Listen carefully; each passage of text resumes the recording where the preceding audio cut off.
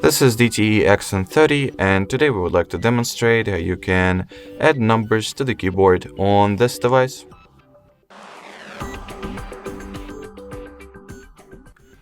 So that's how the keyboard looks without the separate number line. From here you gotta somehow get to the keyboard settings. The easiest, quickest and the most convenient way to do that is directly from the keyboard itself by tapping on this cog icon over here at the top row of available options.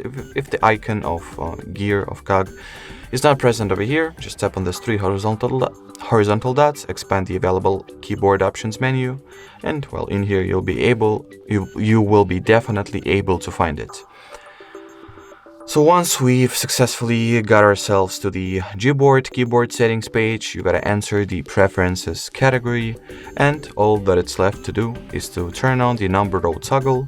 And as you will be able to see now, that will essentially mean that the separate number line on top of the characters at the keyboard of this device has been successfully activated. Alrighty, so that will be it for this video. Thank you so much for watching, and bye bye.